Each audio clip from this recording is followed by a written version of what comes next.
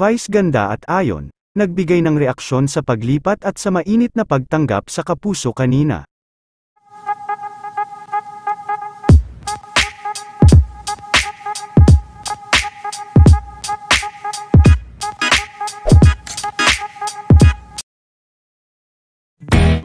Matapos ang napakainit na pagtanggap ng Kapuso Network sa mga Showtime host, ay talagang punong-puno naman ng pasasalamat sila Vice at ang mga bumubuo sa Showtime.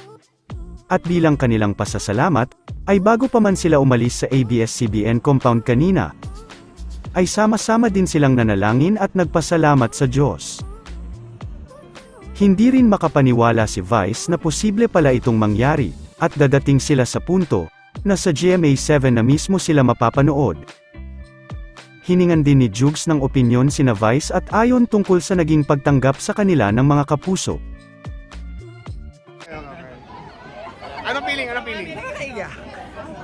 Iyak ka? Kung si Vice ay halos maiyak, si Ayon Perez naman ay speechless umano.